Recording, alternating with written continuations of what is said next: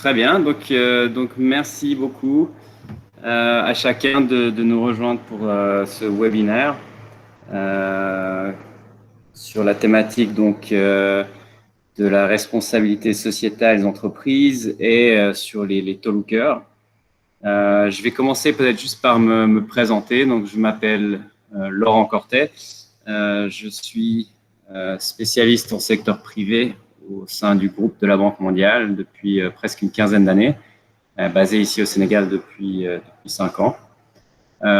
Et donc, dans le cadre de ce travail, ma responsabilité vraiment, c'est de travailler avec les gouvernements sur les politiques d'appui au secteur privé, que ce soit les investisseurs, les petites PME, les acteurs informels, dans le but donc de créer de l'emploi et de favoriser l'investissement privé comme contribution donc au développement.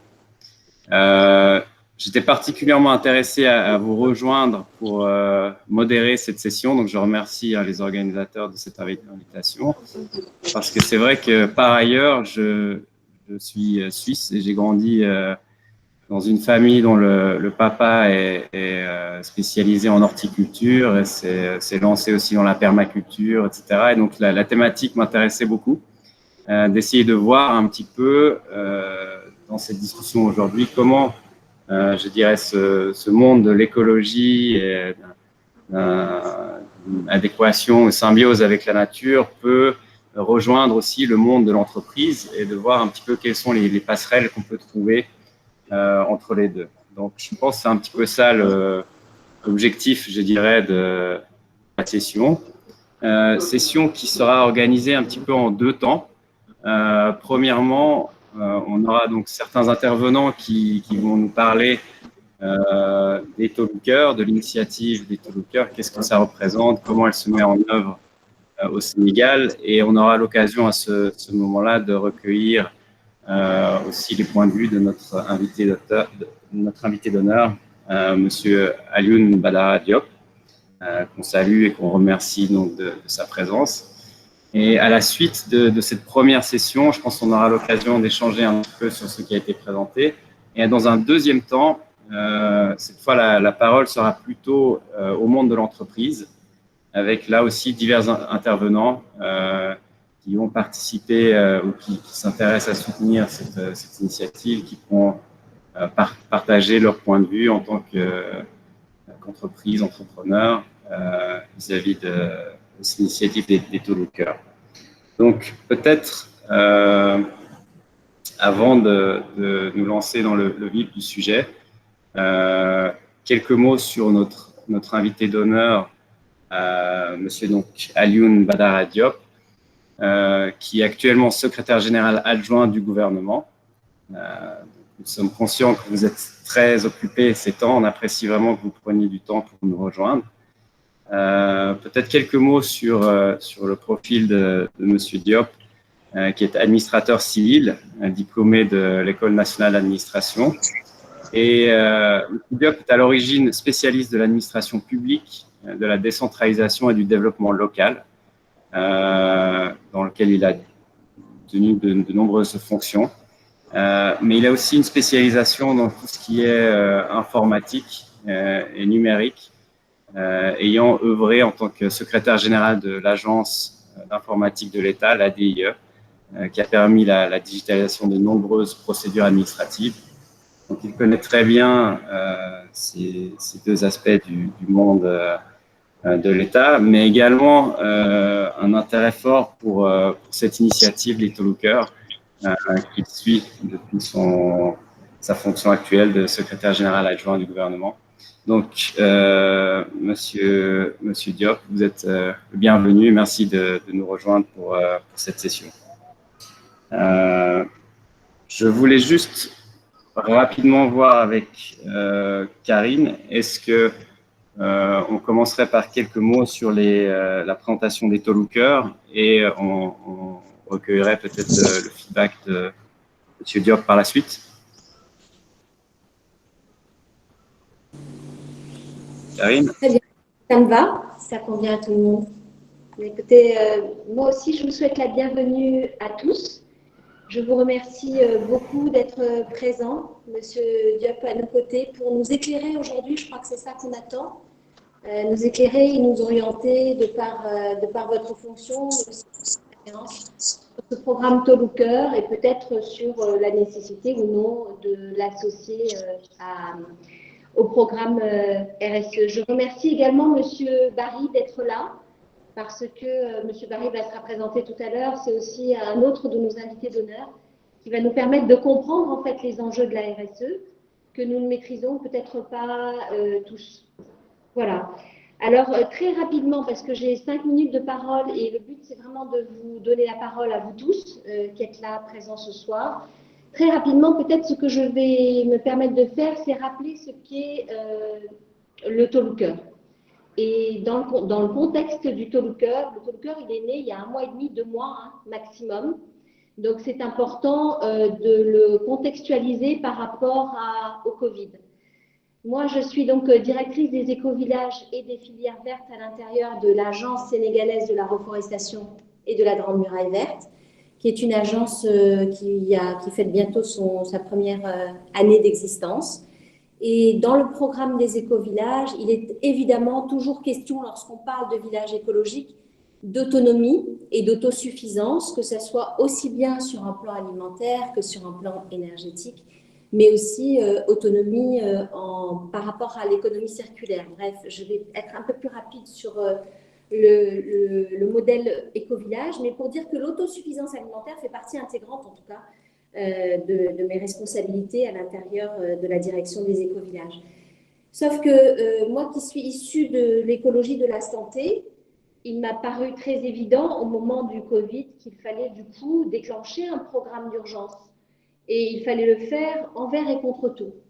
Et ce programme d'urgence consistait à offrir très rapidement, parce que les possibilités sont là tout simplement, au village du Sénégal, une forme d'autonomie avec des arbres à croissance rapide qui répondraient à des programmes aussi bien nutritionnels que des programmes de santé. Et on oublie souvent que les deux vont ensemble.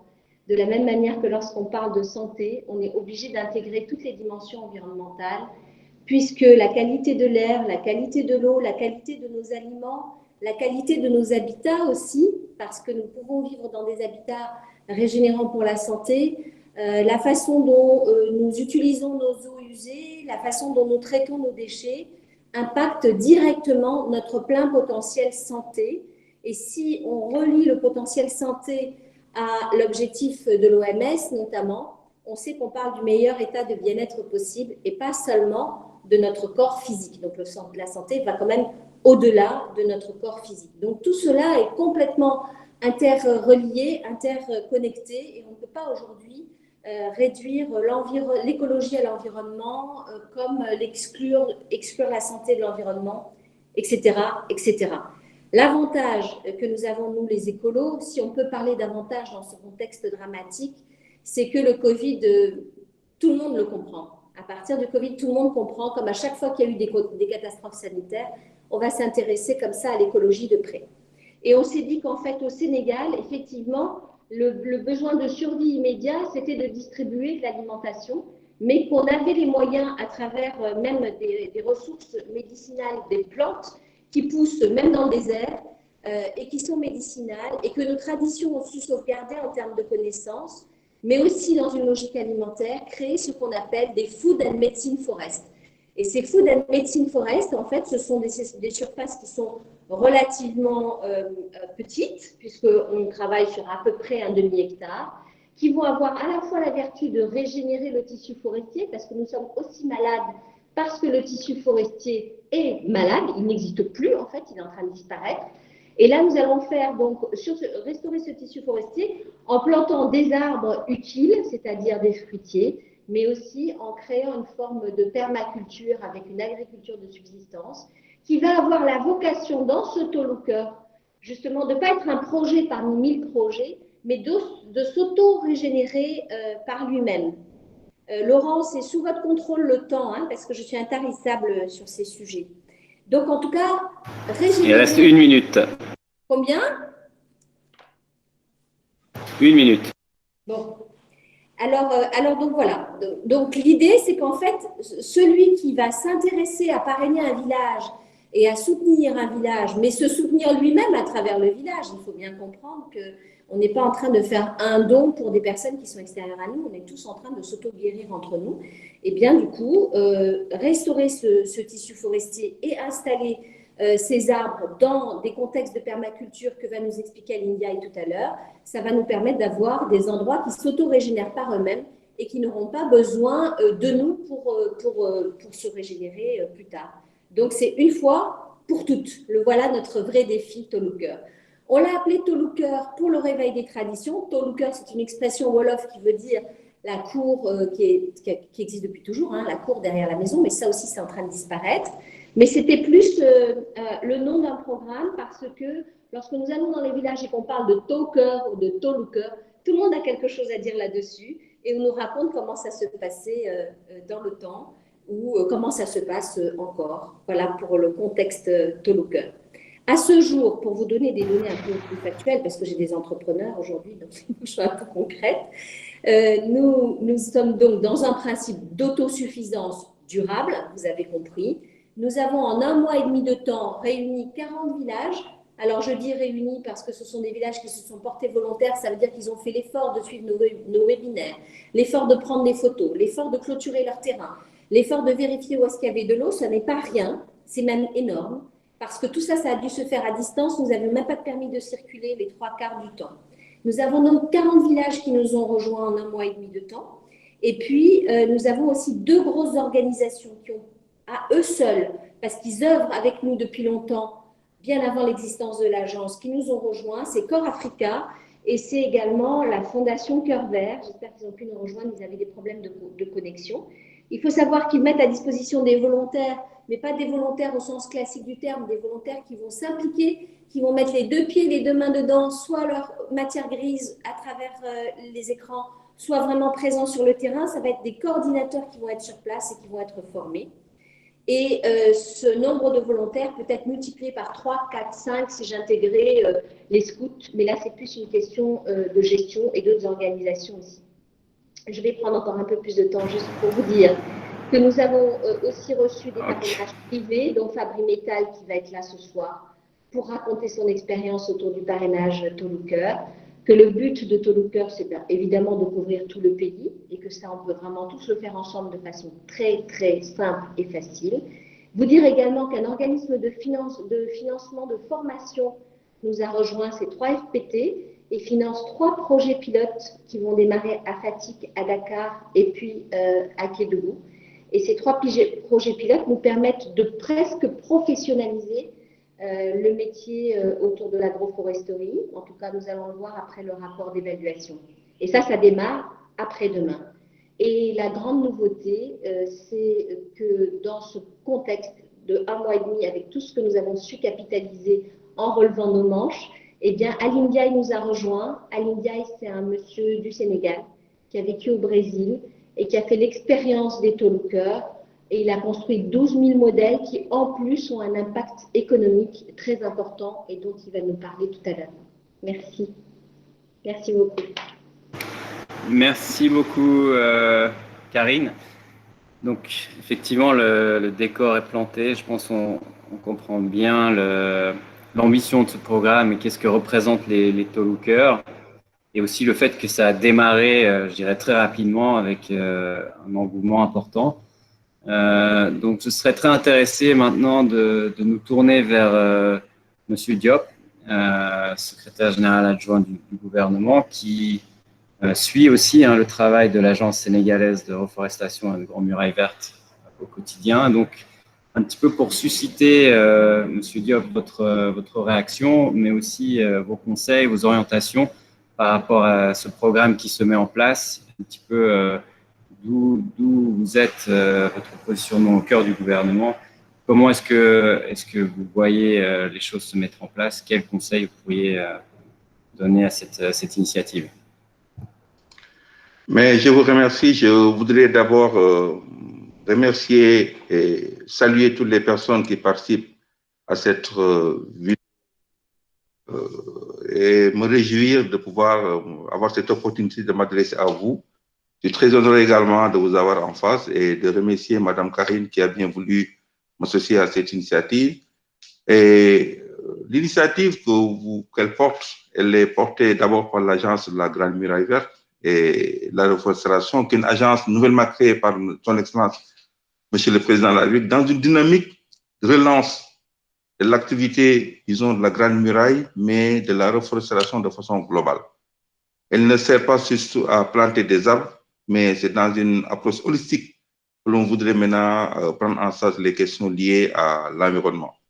En Suisse, il faut le rappeler, c'est important de le dire, je suis au secrétariat général du gouvernement qui est le centre de coordination de l'action gouvernementale, mais ici, nous pilotons 3 projets qui sont en liaison avec la problématique de Toluker qu'elle vient d'évoquer. Nous avons la cellule de lutte contre la malnutrition. Vous savez, c'est une cellule qui date depuis de longues années, où il y a un besoin aujourd'hui d'améliorer de façon continue l'alimentation des enfants qui sont nés et qui grandissent ici dans nos territoires. Nous avons également une approche nouvelle qui a été mise en exergue particulièrement avec le Covid, c'est l'approche One Health. Aujourd'hui, la santé n'est plus juste un problème de soins, c'est une chaîne avec les zoonoses parce qu'on se rend compte que les maladies proviennent souvent non seulement de notre alimentation, en particulier du milieu animal. C'est pourquoi l'État a mis en place, moi je suis le président du comité de pilotage d'ailleurs, du Conseil national de la sécurité sanitaire mondiale, une approche globale des questions de santé.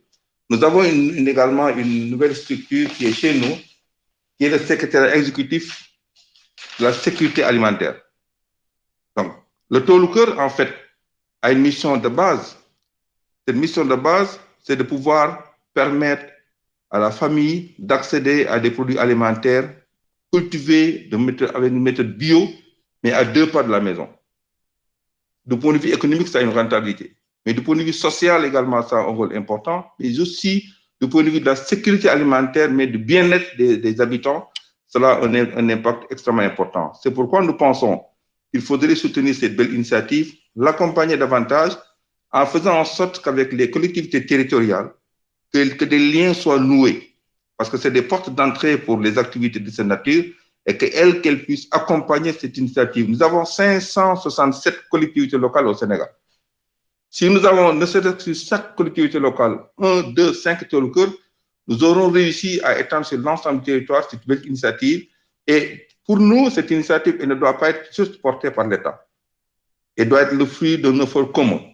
C'est pourquoi je me réjouis d'avoir certaines personnes que je connais comme ça de nom et qui sont peut-être des chefs d'entreprise et qui devraient accompagner dans le cadre de RSE cette excellente initiative. L'État a un rôle à jouer. C'est peut-être d'accompagner des initiatives.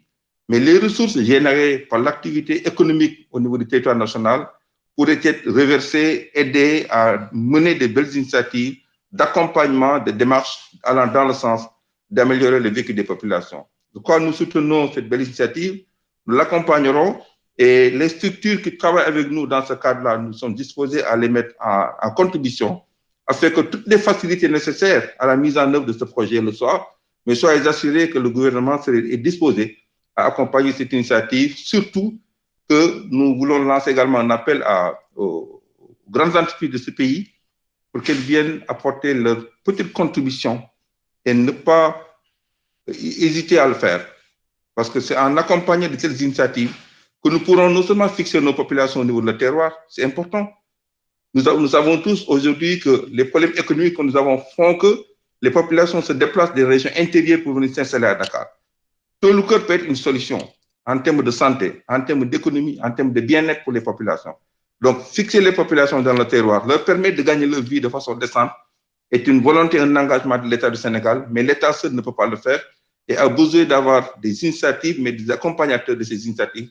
C'est pourquoi je me réjouis de participer à cette démarche et nous montrons notre manifestation à soutenir et notre volonté à accompagner sa mise en œuvre. Je vous remercie.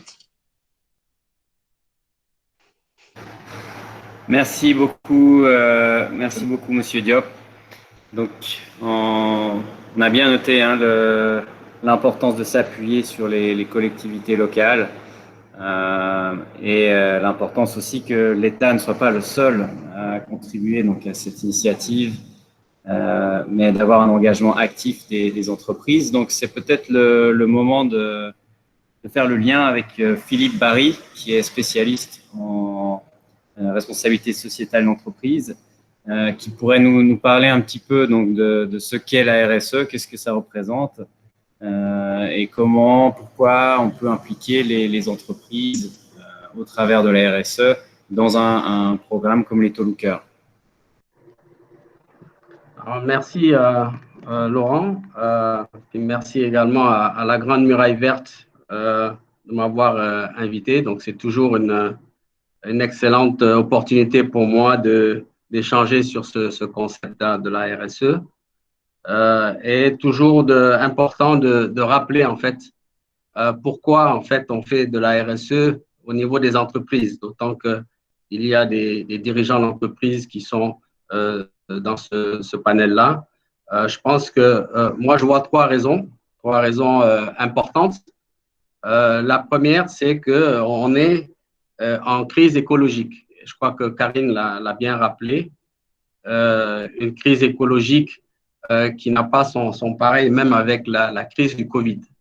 Je voudrais surtout rappeler que cette crise écologique est essentiellement due aux acteurs économiques, notamment par les émissions de CO2 qu'elles produisent, mais également par la pollution des déchets, avec des conséquences, bien entendu, le changement climatique, la faiblesse des ressources en eau que nous vivons, et quand je disais que la crise écologique est peut-être plus importante que celle que nous vivons aujourd'hui avec le Covid, le risque aujourd'hui, c'est la question de l'eau.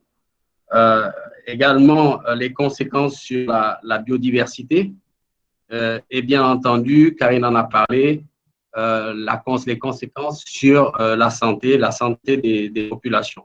Donc ça, c'est la première raison pour laquelle les entreprises ne peuvent pas rester insensibles. La deuxième raison est liée aux objectifs de développement durable et notamment aux inégalités que nous vivons quotidiennement, que ce soit de par le monde entre les inégalités vécues entre les continents et surtout les pays, ces inégalités dans les pays, notamment si je prends le Sénégal, ces inégalités entre les territoires, entre les villes, et bien entendu des inégalités dans les groupes humains, notamment en ce qui concerne les groupes vulnérables. Donc, c'est également une raison pour laquelle les dirigeants d'entreprise doivent doivent apporter des réponses aux objectifs de développement durable, et c'est leur responsabilité.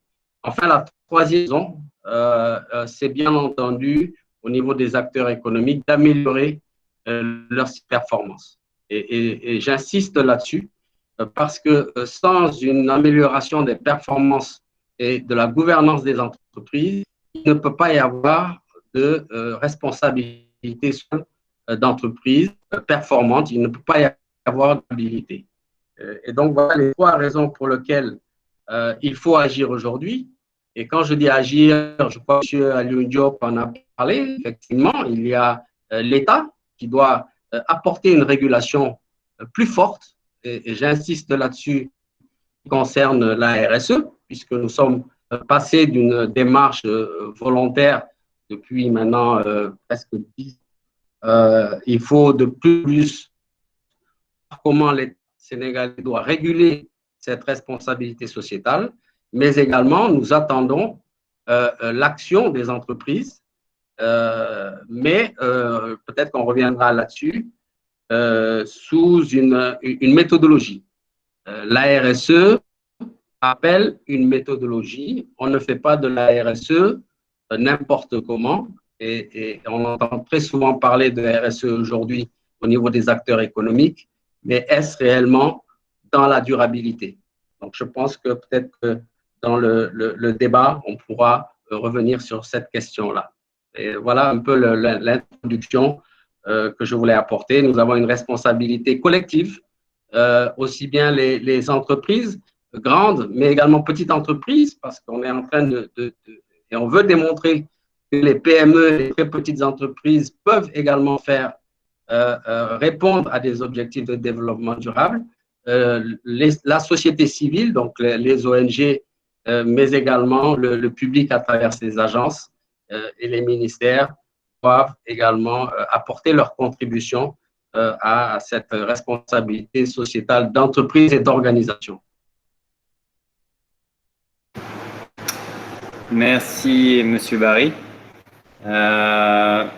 Et donc, je pense que là, on a une bonne occasion peut-être de faire le lien, parce que vous disiez effectivement qu'il y a 3 niveaux de raisons pour lesquelles pour les entreprises, pour lesquelles s'engager dans la RSE. En partie contribuer, je dirais, au bien-être économique et social de la société, mais vous avez quand même mentionné le 3e niveau, qui est l'amélioration de la performance, c'est-à-dire aussi donc l'impact, j'imagine, économique que peut avoir l'entreprise quand elle adopte aussi des meilleures pratiques dans sa vie de tous les jours. Et donc, à ce niveau-là, j'aurais souhaité peut-être mobiliser Aline Diaye pour nous parler un petit peu donc, de l'impact économique de l'agroécologie, lui qui est actif dans ce secteur depuis de nombreuses années au Brésil et qui est maintenant donc présent au Sénégal pour appuyer la démarche des Taux Cœur.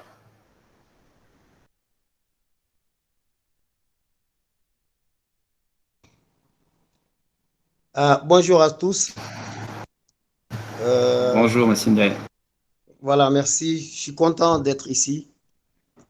Je voudrais remercier Karine, remercier tout le monde et dire que vraiment cette approximation entre les entreprises et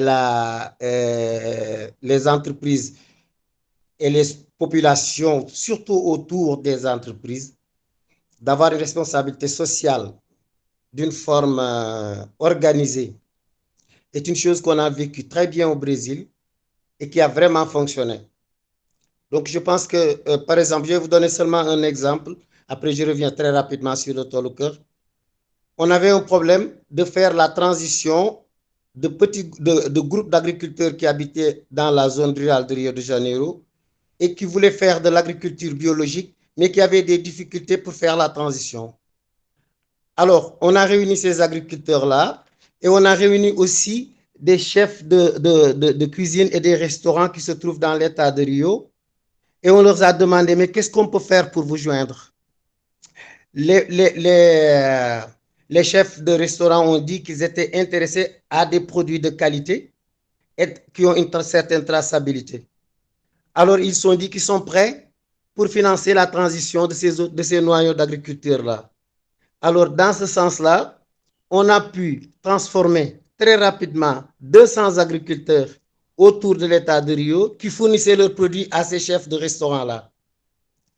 Et ils ont créé une relation tellement étroite et importante qu'aujourd'hui, dans ces restaurants-là, au niveau de Rio, quand vous approximez votre smartphone dans la table, dans la table du menu, là, il vous dit qui est le producteur où ces produits-là ont été cultivés, qui les a produits, le nom, la famille. Et ceci commence à attirer de plus en plus un type de consommateur différent. À la fin, ce qu'on a observé, c'est que ces restaurants-là ont eu une augmentation de plus de 20% de nouveaux clients. En même temps, tous ont maintenu leurs clients plus anciens et ils ont eu une augmentation de 20% vers une nouvelle clientèle. Cette clientèle plus exigeante qui commence à lire ce qui est écrit dans le produit, qui commence à vouloir savoir d'où viennent ces produits, qui les a produits, comment ont été produits, ça augmente beaucoup. Donc, je pense que c'est un exemple qui montre un petit peu un gagnant-gagnant dans le sens d'organiser souvent ces types de relations entre les entreprises et les agriculteurs dans notre cas. Donc, dans le cadre du Tolucœur, très rapidement, sur un espace de 5000 m², d'une forme durable, intégrée, avec une, comme je le dis souvent, avec la régénération de la forêt qui nous permet de cultiver l'eau en réalité où il n'y a pas de forêt. La tendance est de ne pas avoir de l'eau, donc il faut avoir des activités qui cultivent de l'eau, qui amènent près de la maison d'une forme durable une alimentation saine et diversifiée et de rapide réplication. C'est-à-dire ce sont des projets qui sont très faciles à répliquer en grande échelle. Vous voyez. Donc, ça m'a beaucoup attiré avec toute cette énergie qui est en train de se construire autour de ce projet-là. Et je n'ai pas regretté donc d'être ici, d'avoir perdu mon vol et d'avoir, vous voyez, et d'être ici, accompagner ce projet avec, avec Karine et équipe.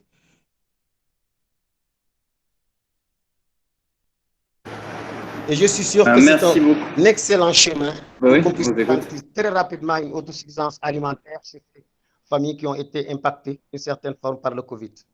Donc, après, je vais répondre.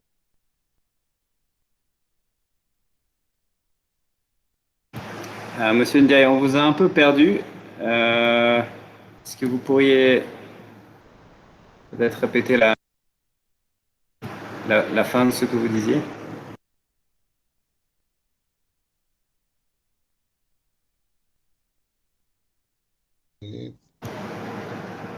Voilà, oui, donc, Monsieur Ndiaye, vous nous entendez? Oui, allô. Voilà, on a raté la fin, oui, si vous pourriez. Voilà, je voudrais tout juste dire que c'est une excellente opportunité pour qu'on puisse très rapidement les multiplier ces types d'initiatives à une échelle très grande et atteindre un objectif extrêmement important qui est l'autosuffisance alimentaire alliée avec une préservation ambientale et une expérience qui est bien saisie par les populations où le projet est installé ou va être installé. Merci beaucoup, Monsieur Ndiaye. Je pense que votre intervention est très intéressante à plusieurs niveaux. Tout d'abord, moi en tout cas, quand on m'a parlé de ce projet de Tolucœur, le lien avec la responsabilité sociétale des entreprises, le premier réflexe qu'on a, c'est de se dire, bon, c'est vrai, les entreprises doivent contribuer au bien-être de la société dans laquelle elles opèrent, donc elles peuvent consacrer une partie de leurs revenus à soutenir des bonnes causes, celle-ci pourra en être une. Mais ce que je trouve très intéressant, c'est que vous dites non, au-delà de ça, en participant à ce type de démarche, il y a aussi un marché même qu'on a trouvé pour ce genre de produits. C'est-à-dire que des produits bio qui sont issus de ces circuits courts ont maintenant pu fournir donc de quoi fournir les tables de différents restaurants. Et donc, il y a eu un impact économique sur ce circuit. Donc, je trouve que cette dimension-là est aussi très intéressante. Peut-être qu'on pourrait passer la parole actuellement à Riyad Kawar, qui est, lui, un des supporters de la première heure de cette démarche du Tolucœur avec son entreprise Fabri Metal. Ce serait intéressant de comprendre maintenant, peut-être dans la pratique, en fait, en quoi votre appui, votre engagement auprès du Tolucœur, comment ça a impacté en fait au jour le jour votre entreprise, quelle forme cet engagement prend et qu'est-ce que vous voyez pour la suite?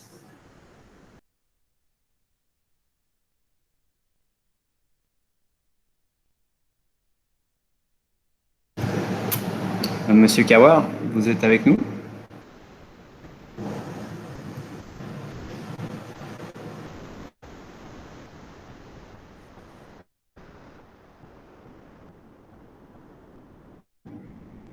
Je vous vois Riyad Kawar connecté. On n'a pas de son. Pardon? Non, je lui parle juste. Monsieur Kawar,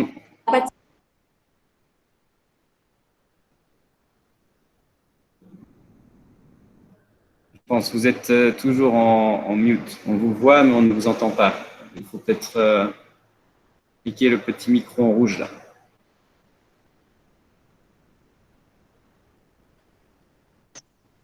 Voilà, allô?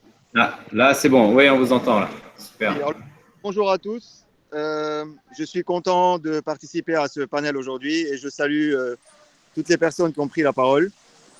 Voilà, alors moi je suis directeur général d'une industrie qui est située à Sébikotane, qui s'appelle Fabri Metal Sénégal. Et entre autres, je suis les projets de Karine Fakouri depuis pas mal de temps maintenant, avec les projets de reboisement derrière M. Haïdar El Ali. Et donc, avec le Covid-19, j'ai suivi la vision de Karine, cette vision de tôt le cœur. Et j'ai proposé donc de piloter le premier village pour apporter un soutien déjà financier de manière à ce que ces projets tôt le cœur puissent prendre le jour déjà donc sur la région de Dakar vu qu'on était en couvre-feu et qu'il n'y avait pas moyen de trouver d'autres villages proches de la région. Et on a installé au jour d'aujourd'hui la clôture et les motopompes pour avoir accès à l'eau.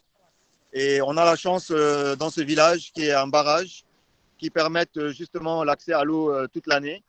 Et moi aussi, au cas où, je pourrais apporter un soutien sur l'accès à l'eau au départ de ces tôt le cœur. Sachant que à moyen terme, il faudrait que ces villages soient autonomes, que ce soit en eau ou alors même au niveau de l'agriculture.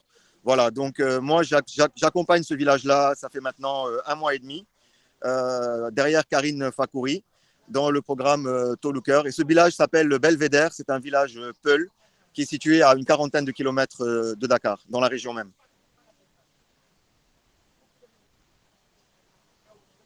Et donc le soutien que vous apportez actuellement, c'est un soutien principalement financier. Est-ce qu'il y a aussi une participation des membres de vos équipes ou de vous-même au travail, ou est-ce que c'est uniquement par un financement que vous intervenez? Non, alors bien sûr, c'est tout de suite, on est fasciné quand on est chef d'entreprise. Généralement, on ne comprend pas tout de suite, on ne voit pas tout de suite l'importance d'un tôt le cœur. Mais une fois qu'on s'imprègne dans ce projet-là, tout de suite, on a besoin même d'être présent. Et d'ailleurs, ça fait maintenant 3 ou 4 fois que je suis sur le village. Dès que l'équipe tôt le cœur s'y rend, je suis présent. Et il y a mon équipe aussi, d'ailleurs, dont une toute petite partie habite au niveau du village.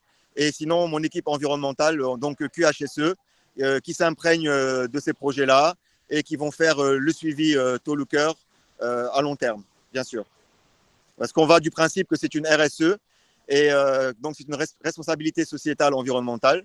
Et c'est quand même un projet qu'il faut accompagner à très long terme jusqu'à l'autonomie de ce village-là.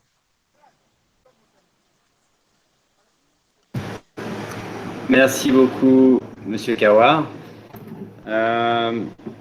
Donc, je pense qu'on pourrait peut-être bientôt ouvrir la... Oui, bien sûr, Karine. Juste 2 minutes. Peut-être pour faire le link avec la RSE ou pas d'ailleurs. Bon, Riyad Kawar, c'est quand même quelqu'un qu'on ne présente plus au Sénégal, qui est déjà engagé par nature dans l'environnement, par lui-même.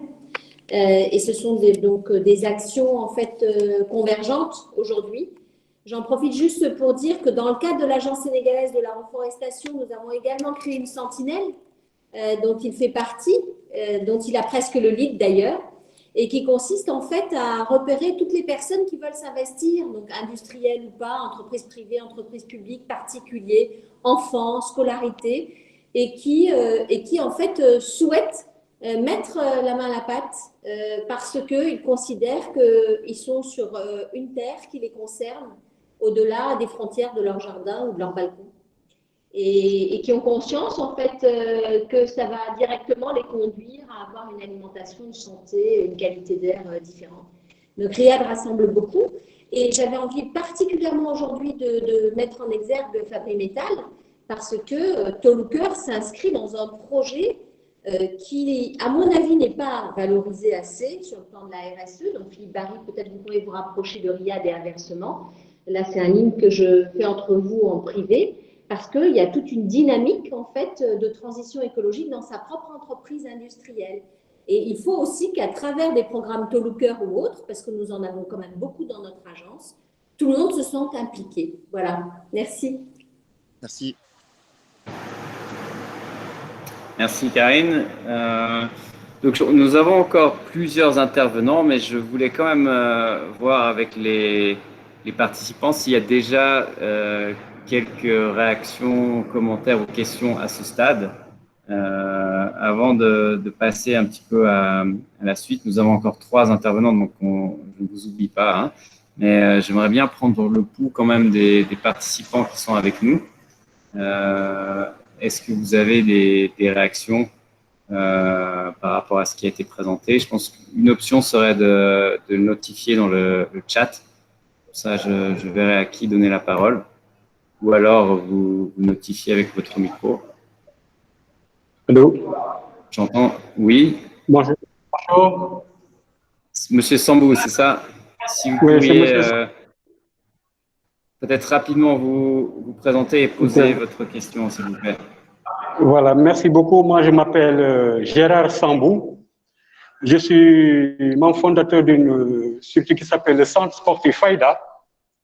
Et en même temps, je suis coordinateur d'un projet qui s'appelle Hide and Mind. C'est une structure qui est partenaire de la CLM pour la lutte contre la malnutrition. Alors, je vous invite vraiment à prendre acte de cette forme. Donc, la RSE est une application très importante. Dans la mesure où aujourd'hui, je prends mon exemple personnel, avec la CSE, je suis à 27 ans de volontariat, mais la CSE autour de Feu Alinso a soutenu notre entreprise parce que nous avons formé des enfants dès la classe de CE2 qui sont devenus champions du Sénégal. Donc, c'est pour vous dire, autour de l'environnement, qui peut être utilisé comme un outil pédagogique, les enfants, très bas, quand on les intéresse à ce qu'ils aiment, ils peuvent apprendre à lire, à écrire, à calculer à travers l'environnement. Donc, aujourd'hui, je donne un exemple avec Afrique Metal, avec M. Riyad. Nous avons fait 3 semaines ensemble autour d'une plantation, d'un reboisement qui se sont passés au niveau de la mosquée de la divinité, au niveau de Anne. Donc, c'est pour dire, à travers sa structure, il a pu financer totalement tout ce qu'il y a comme arbre qui va pouvoir être demain important pour la communauté. Donc vraiment, je demande à tous les chefs d'entreprise autour de la RSE de pouvoir soutenir la communauté parce qu'aujourd'hui, l'environnement peut être utilisé comme un outil pédagogique. Merci beaucoup. Merci beaucoup pour ce témoignage, M. Sambou. Est-ce qu'on a d'autres réactions à ce stade? Je pense qu'on peut prendre encore 1 ou 2 questions ou réactions avant de passer à nos autres intervenants.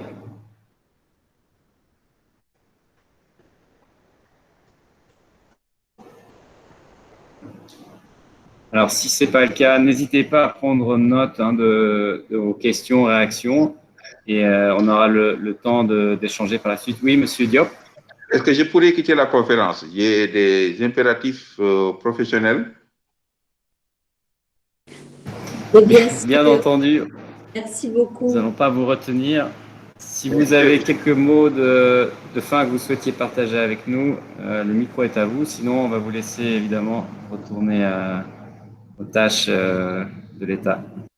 Mais je voudrais juste vous remercier de m'avoir donné l'opportunité de partager avec mesdames et messieurs cette excellente initiative. Hein, et nous allons travailler davantage avec Madame Karine pour nous impliquer davantage de ce projet-là, faire en sorte qu'au niveau de l'administration, non seulement territoriale, déconcentrée, que l'accompagnement nécessaire, les autorisations, les facilités nécessaires puissent être obtenues, mais qu'à notre niveau également, que nous puissions utiliser ce modèle pour le programme que nous avons chez nous.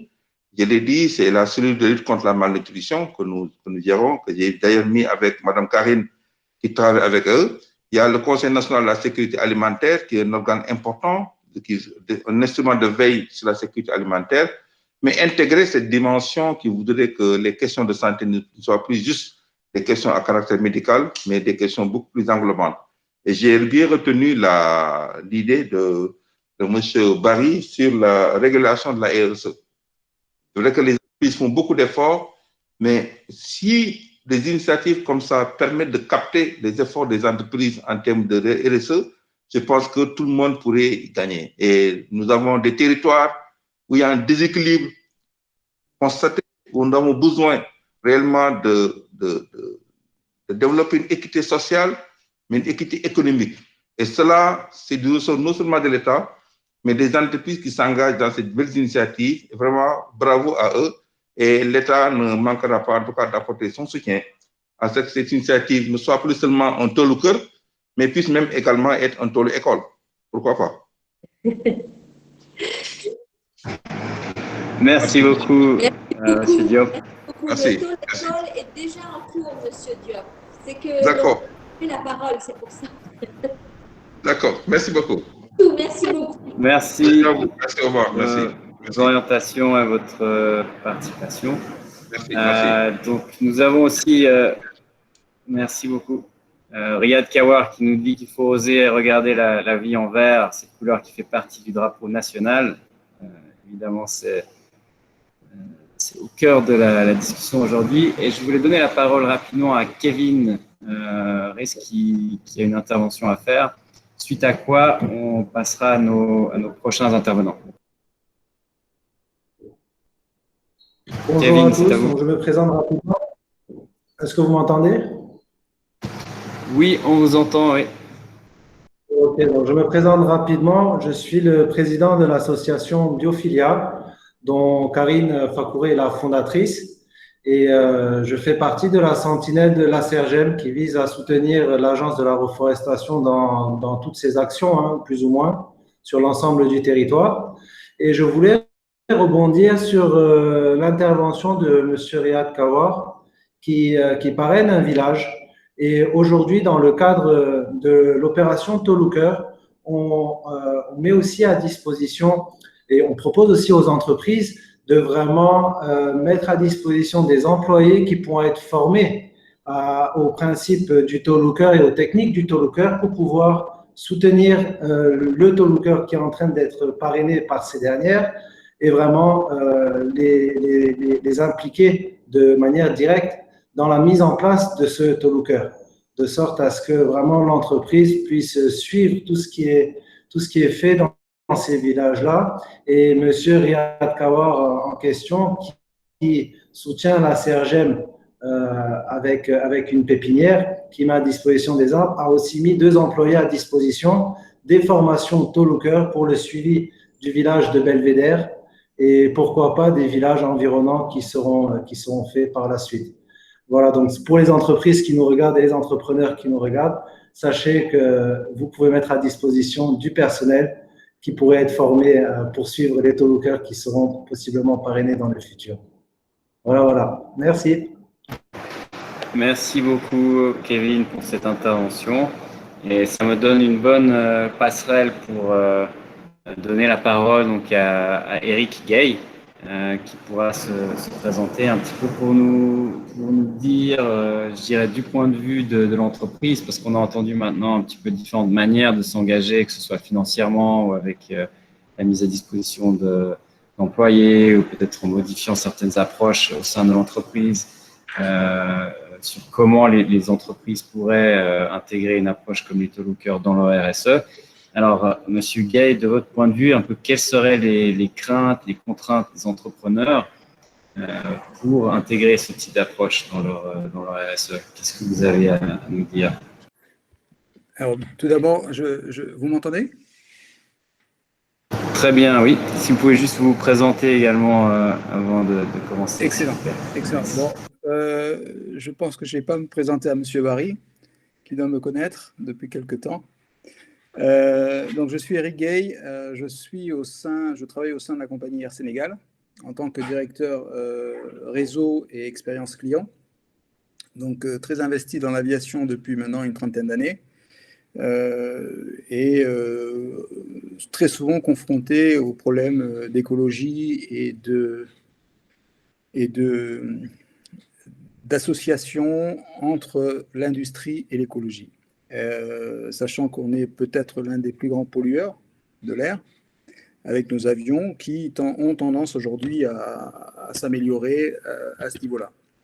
Donc voilà, je suis au sein de la compagnie Air Sénégal, je fais partie des cadres d'Air Sénégal et je suis déjà ravi de participer et je remercie Karine et son équipe de m'avoir invité, et M. Barry aussi.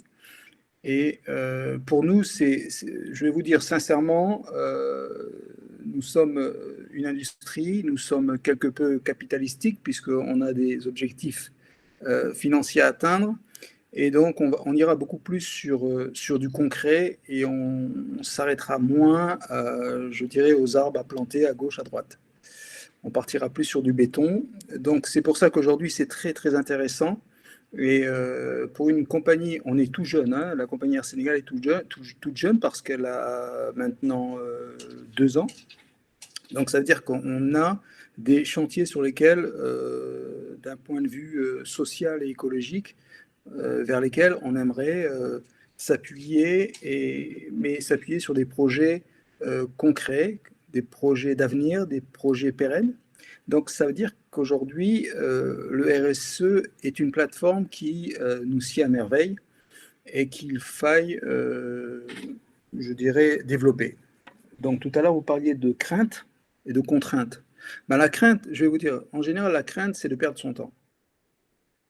Et la contrainte, c'est de pouvoir mettre les moyens humains et matériels à la disposition de projets qui sont des projets, non pas des one-shot, c'est des projets à long terme. Donc, c'est des projets, je dirais, marathon, donc, où il faut tenir le rythme. Et tenir le rythme, c'est très difficile dans une entreprise parce qu'il faut continuellement vendre le projet. C'est un projet qu'on vend tous les jours, tous les mois, toutes les années. Et donc, ça, c'est important. Et c'est pour ça que je dirais qu'intégrer un projet comme Touloucœur, ça passerait d'abord par une assurance de pérennité, une assurance de moyens et une assurance de ressources qualifiées pour ce type de projet. Donc voilà, moi, ce que j'avais à dire, et c'est pour ça que j'écoute très, très attentivement. Quand j'entends des mots comme capter, rééquilibrer, CSE, société, etc., c'est des mots très forts. Social aussi, c'est des mots très forts, donc à prendre au sérieux. Et être derrière le projet de M. Barry induit du professionnalisme et aussi du socialisme, puisqu'on est dans un domaine où on donne plus qu'on ne reçoit. Voilà ce que j'avais à dire. Merci. Merci beaucoup, Monsieur Gay. Je pense qu'on a l'occasion de pouvoir échanger encore dans un petit moment. J'ai encore deux personnes. Oui. Madame Diouf, si vous pourriez fermer votre micro, s'il vous plaît. Madame Diouf. Je ne sais pas, Raissa, est-ce que tu... Ah, voilà, non, c'est bon. Donc oui, on aura l'occasion d'échanger un peu plus directement, aussi pour voir un petit peu le point de vue d'autres entreprises qui s'intéressent à la question. Là, je voulais passer donc la parole à Wael Charara du groupe La Fourchette. On a eu en introduction, je crois que vous étiez là, vous aviez entendu l'exemple que M. Ndiaye a pu donner dans ce qui s'est passé au Brésil. Je pense que ça vous donne peut-être des idées. Donc, sans transition, je vous donne la parole pour avoir un petit peu votre point de vue du domaine de la restauration. Merci. Et merci beaucoup. Merci encore pour l'invitation. C'est vraiment un plaisir de participer. Alors, moi, je me présente, je suis Wael Charara, directeur d'exploitation du groupe La Fourchette Alchimia, qui opère dans le domaine de la restauration et du traiteur. Et en fait, pour parler, disons, à notre petite échelle, on n'est pas forcément une grande entreprise, mais on a cette volonté-là de développer une politique RSE. C'est quelque chose dont on parle depuis un petit moment ensemble au niveau des dirigeants, et parce qu'on se rend compte en fait de l'impact que pourrait avoir notre activité sur l'environnement. Et le rééquilibrage en fait de cet impact-là, je dirais, quelles sont les actions qu'à notre échelle, à notre petite échelle, on pourrait entreprendre en tant que restaurateur pour pouvoir impacter positivement à la fois l'environnement et avoir également un impact social positif sur le Sénégal en fait et sur ses populations. Je pense que pour cette question, je devrais me rapprocher de M. Barry dont on m'a fait l'éloge.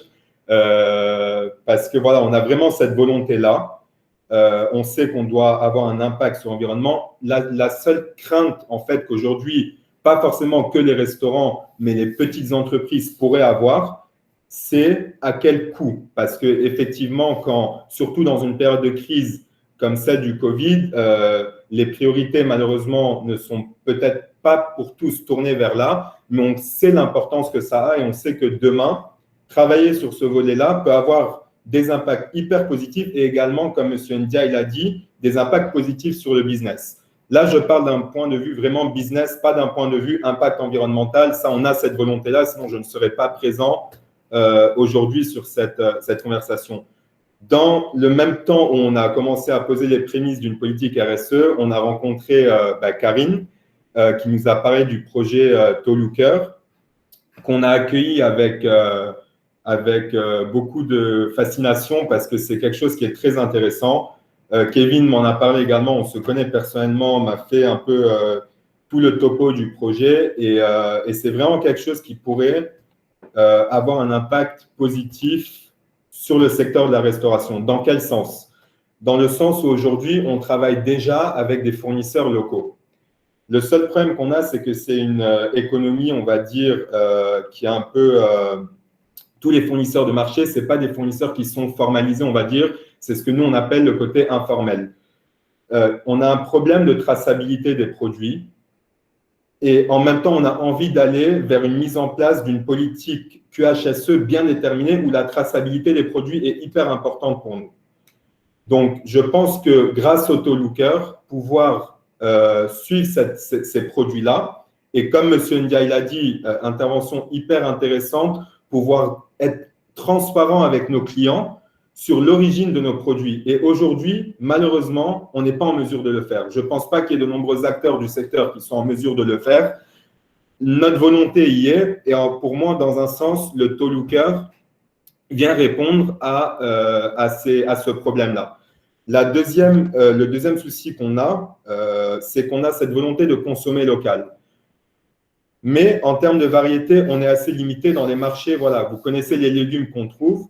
Je discutais avec Kevin sur le brocoli, par exemple. Ce n'est pas un légume qu'on trouve facilement. Et parfois, quand on va dans les supermarchés, on trouve le kilo à la vente à 11 000 francs. Ça ne donne pas envie de servir du brocoli, si ce n'est que du brocoli surgelé. Donc, si le Tolooker nous permet de nous approvisionner en produits plus que variés, je dirais, c'est-à-dire définir ensemble les besoins parce qu'on a cette volonté de servir à nos clients des produits qu'on ne trouve pas dans tous les restaurants. Je pense que le Tolooker de ce dont on m'a parlé pourrait répondre à cette problématique-là. Et c'est d'autant plus intéressant que, voilà, on consomme local. On consomme local. Aujourd'hui, on est obligé d'importer certains produits alors qu'on a largement le savoir-faire pour faire ça au Sénégal. Donc, en soi, je pense que la crainte de coûts engendrés par une politique RSE viendrait au bout du compte se rééquilibrer. Pourquoi? OK, on investit dans un Tolooker, c'est un montant fixe qui est une fois. Ensuite, pouvoir nouer une relation avec le Tolooker que nous, en tout cas, c'est notre volonté, qu'on aurait financé, avec quand même un accès, je ne dirais pas en priorité, mais oui, si on investit, ce serait intéressant pour les restaurateurs, en tout cas, ça on en avait un peu parlé à Karine, de pouvoir s'approvisionner avant ceux qui ne l'ont pas fait, par exemple, parce que autant profiter de ce qu'on a financé. Et du coup, ça permettrait vraiment de pouvoir créer un écosystème, un cercle virtueux qui serait à la fin, voilà, je reprends le rééquilibrage, c'est-à-dire que les coûts qu'on aurait investis, au final, on les rattraperait parce qu'on importerait moins de produits Et dans un sens, je ne pense pas que dans la globalité, si on regarde sur une année, il y aurait des augmentations budgétaires. Je pense qu'il y a un rééquilibrage qui se fait. Maintenant, le dernier point dont je voudrais parler, c'est à notre niveau, si on fait le travail, OK, mais il y a aussi une responsabilité du consommateur de comprendre qu'il y a une politique du restaurant en question de faire une RSE et c'est ce que monsieur Diop disait au départ, c'est que tout le monde doit participer. Donc, le consommateur final doit comprendre et doit accepter de pouvoir payer 10 ou 15% de plus qu'un restaurant normal, que dans un restaurant normal, parce que voilà, il a derrière ce cercle virtueux dont je parlais. Mais je pense que au Brésil, ça a fonctionné. Et je ne vois pas pourquoi au Sénégal, ça ne fonctionnerait pas. Mais il y a un travail d'éducation à faire au final sur le dernier maillon de la chaîne qui est le consommateur. Donc voilà, c'était un peu ce que je voulais dire. Oui, merci beaucoup, Wael. Très intéressant. Je pense que ça nous donne aussi une bonne passerelle, hein, puisqu'on parle de consommer local, commerce équitable, pour donner la parole à notre dernière intervenante de la journée, Awa Pendandiaï d'Oxfam, qui pourra nous parler un petit peu justement plus du travail d'Oxfam sur les questions de commerce équitable et de responsabilité sociale entreprise. Après quoi, la parole vraiment reviendra à vous tous participants. Donc, n'hésitez pas soit à notifier si vous avez une question ou une intervention que vous souhaitez faire dans le chat. On vous donnera la parole. Madame Dia, c'est à vous. Merci. Merci beaucoup. C'est vraiment gentil de me donner la parole. Je suis très heureuse de participer à ce webinaire très important. Et contrairement à ce que j'ai l'habitude d'avoir autour d'un panel, aujourd'hui, c'est des praticiens, des panélistes qui ne sont pas dans la théorie, mais plus dans la pratique. Et je salue au passage M. Philippe Barry, qui nous a beaucoup aidé dans le cadre de Women in Mining pour la compréhension de la RSE. Merci beaucoup. Moi, je travaille dans la gouvernance du secteur extractif. Donc, à Oxfam, je m'occupe de tous les projets qui sont relatifs à ça. Et avec les compagnies pétrolières et minières, on travaille beaucoup pour pouvoir venir en aide aux communautés impactées. Mais le sujet qu'on m'a demandé de faire, que Toluker m'a demandé de faire, est tellement intéressant que j'ai voulu le faire d'une manière très globale. Bien vrai qu'il y a un programme spécifique qui s'occupe de la résilience, mais il y a des pans aussi que je peux utiliser dans le cadre de cette présentation-là. Nous savons, donc, je vais faire la conciliation entre le commerce équitable et la RSE. Nous savons tous que la RSE, elle est volontaire. Et ensuite, elle épouse 3 domaines spécifiques importants: l'économie, le social, l'environnement. Le commerce équitable, quant à lui, il est perçu comme un levier de réduction des inégalités, dans la mesure où il promeut un partenariat commercial qui est fondé sur la transparence, le dialogue et le respect, mais surtout sur la rétribution juste des producteurs et des travailleurs, tout en prenant en compte les préoccupations sociales et environnementales. Donc, disons que le commerce équitable et la responsabilité sociétale des entreprises sont des démarches complémentaires, car les deux constituent une économie au service d'un engagement citoyen. Maintenant, à notre niveau, on s'est demandé comment concilier le commerce équitable et la RSE. D'abord, pour nous, le commerce équitable doit être un outil de la RSE, ou une des démarches de la RSE, car il doit être utilisé pour créer et renforcer les capacités de rendement des unités de production, ce qui va permettre de pousser à ces unités de production-là de respecter un certain nombre de règles, notamment relatives aux droits humains et à la protection environnementale, mais aussi d'augmenter surtout la qualité de la production, la diversité et l'innovation. Et on a eu des exemples dans les communautés. À Sabadola, par exemple, il y a la société Sabadola Gold Opération qui travaille beaucoup avec les communautés impactées et qui a une enveloppe très fournie pour la RSE. Mais on se rend compte qu'il y a des difficultés par rapport à la saisine de ce fonds commercial-là qui est là et qui est dédié à cette population parce qu'elle n'est pas très bien formée pour pouvoir bénéficier en totalité de cet argent-là. Donc, disons que si aujourd'hui le commerce équitable est utilisé comme un outil efficace de la RSE, on va assister à un essor financier de toutes les unités de production.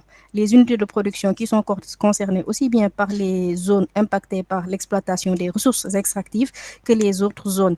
Et cet essor financier-là aura des répercussions positives dans le cadre de la mobilisation des ressources internes, en fait, par rapport à la fiscalité, ce qui permettra à l'État d'investir dans les services sociaux de base. Donc, disons que pour faire court, aujourd'hui, si le commerce équitable est utilisé comme un outil de la RSE, ça va permettre aux entreprises d'aider l'État dans le cadre de ses missions de base, parce qu'il y aura un essor de l'agriculture de base, la qualité de la production va être améliorée et le milieu de travail aussi et du développement personnel vont être améliorés, ce qui permettra d'évoluer dans un milieu... excusez-moi, j'ai un peu le trac. Il n'y a pas de souci. Je ne sais pas si je m'en sors bien, mais j'ai un peu le trac. Bon, voilà, disons qu'en gros, allier commerce équitable et RSE va permettre à aider l'État et à aider aussi les PME et les PMI qui sont forts. Et on peut prendre aujourd'hui l'exemple de Auchan, parce que Auchan est en train de pratiquer ce qu'on appelle le commerce équitable en permettant à ces petites et moyennes entreprises qui sont dans le secteur agricole de pouvoir exposer leurs produits à la vente. Donc, une priorité est donnée. Et si on fait le parallélisme, on se rend compte en France aussi que ces petits producteurs-là sont beaucoup aidés par les hypermarchés parce que plus de 40% de leurs ventes sont concernées dans le cadre du commerce équitable.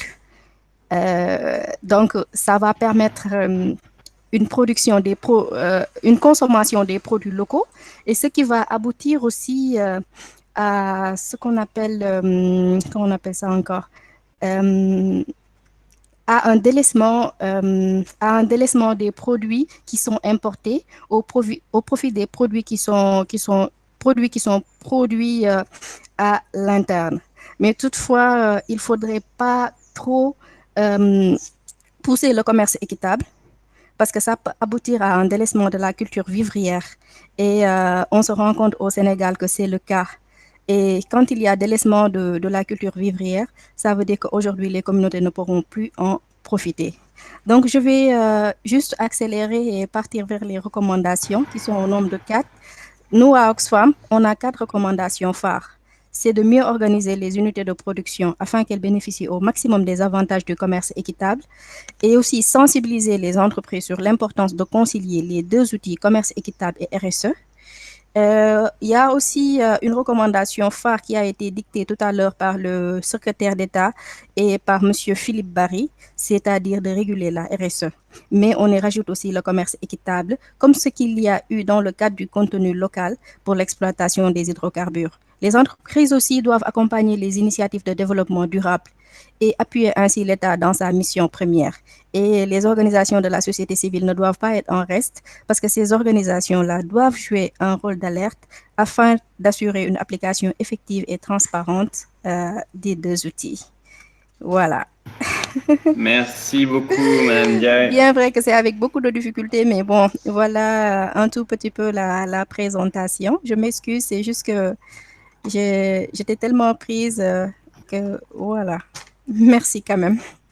Non, c'est très bien. Merci beaucoup. Oui. Donc, on a bien noté les recommandations et le mot fort que vous disiez. Donc, en s'engageant dans le commerce équitable, les entreprises vont aussi aider d'une certaine manière l'État à assurer ses tâches. On a dans le chat une réaction de Wael qui dit, bon, c'est peut-être vrai, mais il faudrait également que l'État mette en place des mesures incitatoires pour encourager les entreprises à s'engager dans la RSE. Comme par exemple des réductions d'impôts ou autres pour motiver les PME. Je voulais juste donner la parole à Karine, je crois, qui voulait répondre à l'intervention de Wael. Et puis ensuite, nous avons Asma Kharati qui voudra intervenir et Ousmane Diaye aussi qui avait un commentaire. Donc, on peut rentrer, je pense, sans transition là dans un peu les échanges. Donc, Karine, à toi la parole. Et on passera ensuite à Asma et Ousmane Diaye. Merci beaucoup pour les deux brillantes interventions, Wael et chère madame. Vraiment, moi, j'ai trouvé votre intervention très utile et très pertinente et je vais essayer de répondre aux deux très rapidement. Wael, tu as posé une question à laquelle je souhaite répondre, qui est combien ça coûte un taux-looker? Et donc, en fait, nous n'avons que des propositions à faire.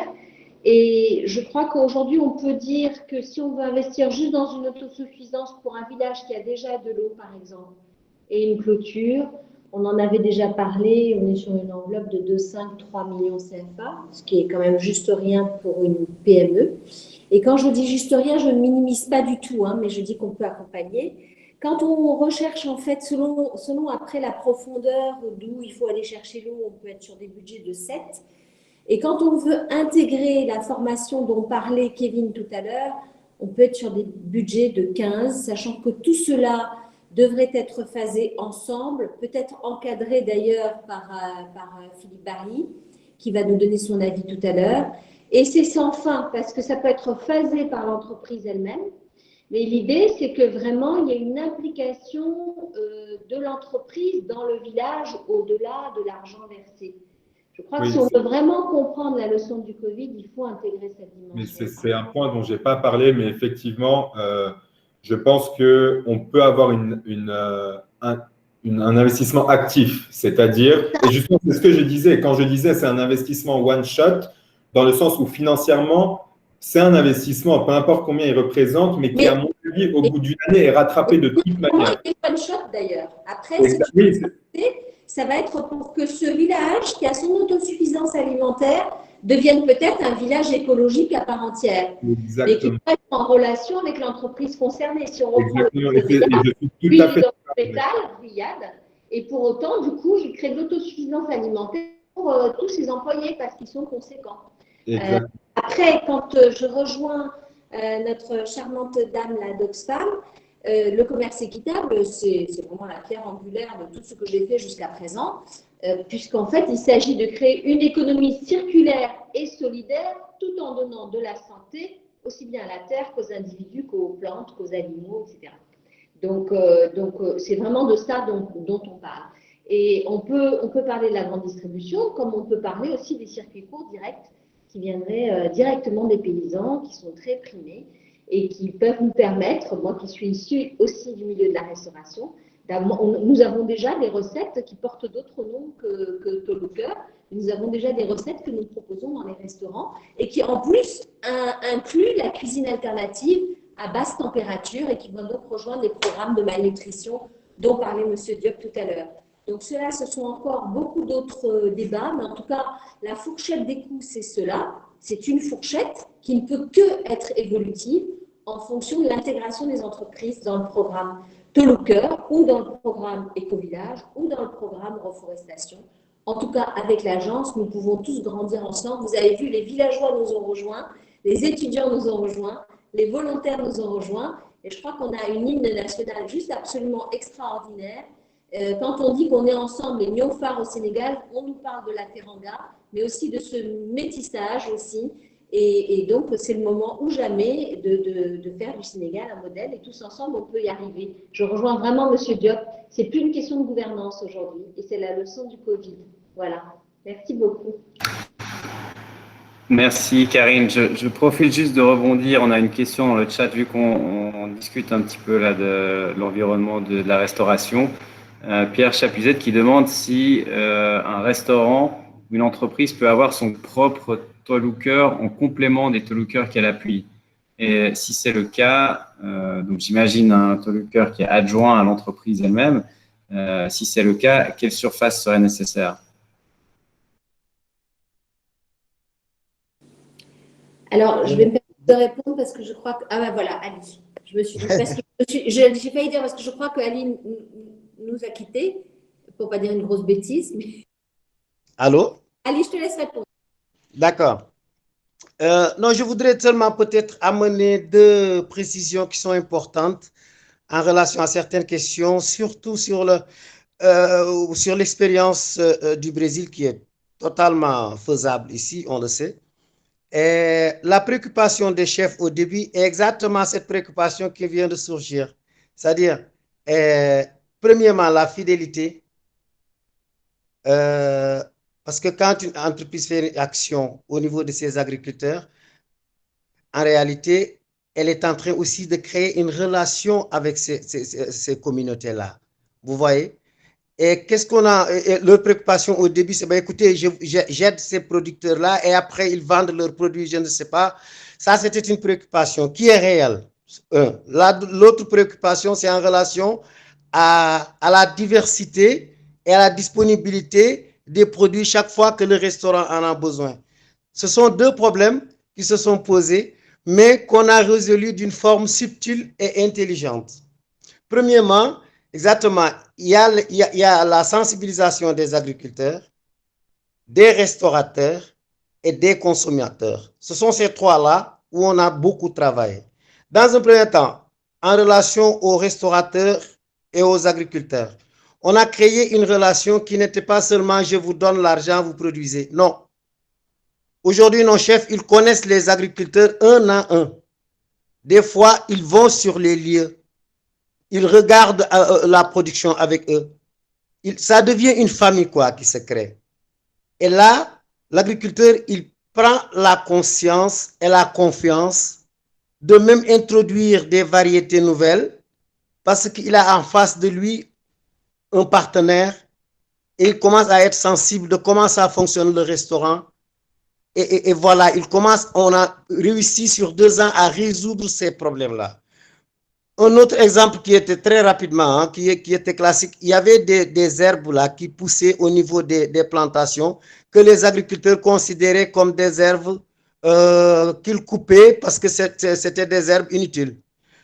Le chef, il est allé là-bas, il a vu que c'était de l'or pour sa cuisine. Mais pour l'agriculteur, c'était des plantes qui empêchaient ces autres plantes de se développer. Vous voyez, quand la relation, elle se crée avec ce sentiment-là. Mais jamais oublier qu'on parle de la commercialisation de l'excédent. S'alimenter et commercialiser l'excédent. Et les chefs sont arrivés même à influencer les agriculteurs de comment on peut profiter de certains produits qu'ils n'utilisaient pas, qu'ils jetaient. Donc, vous voyez, la relation, elle est un peu plus que donner un kit ou quoi que ce soit. C'est une relation qui se crée avec le temps. Et les consommateurs, comment on a pu le faire? Dans chaque semaine ou aujourd'hui c'est chaque mois, on organise de petits événements de dégustation où les agriculteurs, les consommateurs et les chefs se réunissent et discutent entre eux et font la dégustation de certains produits. Alors cela a fait comme quoi aussi les consommateurs ont commencé à savoir que le lait ne vient pas de la boîte, elle vient d'un animal, d'une vache. Vous voyez ces genres d'informations qui sont peut-être terre à terre à un certain niveau, mais qui ne sont pas très bien comprises chaque fois par les consommateurs. Donc, il y a tout un travail à se faire et je pense que ça a donné. Il y a même des chefs qui ont aujourd'hui, au niveau près de leur restaurant, de petits espaces aussi où ils produisent et en collaboration avec les communautés qui des fois vont là-bas. Vous voyez, donc il y a tout un dessin à se faire qui est là et qui permet qu'on joigne les bouts, quoi. Donc ça, c'était une petite contribution que je voulais faire.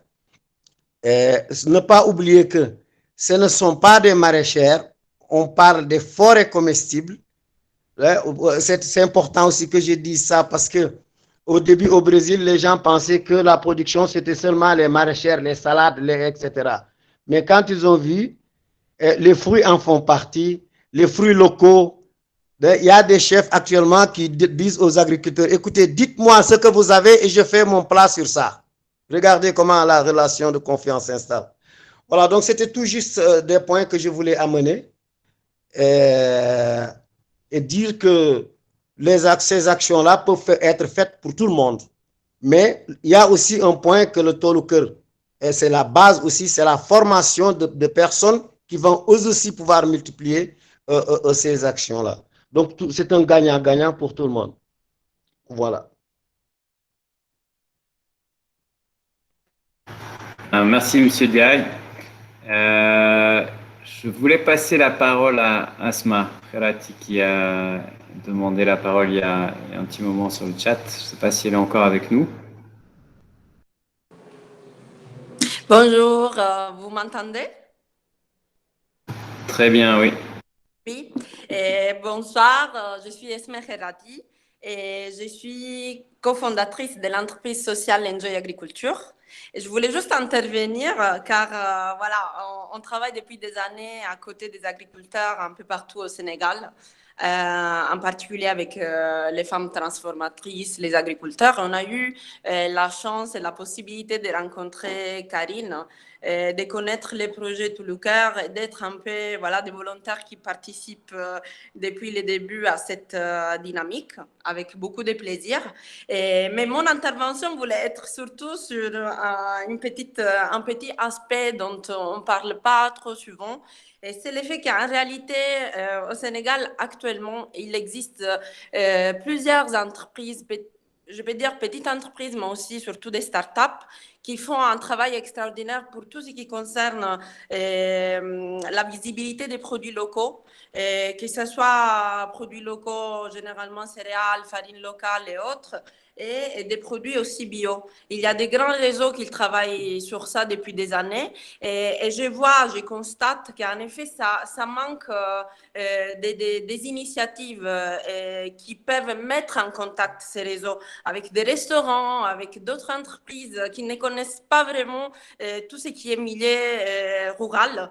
Et je trouve que c'est très important ces projets de Tout le cœur parce que ça nous permet non seulement de nous connaître entre nous, de créer des synergies, de nouvelles synergies, d'avoir de l'impact au niveau local, de faire connaître les produits locaux. Mais chose fondamentale que M.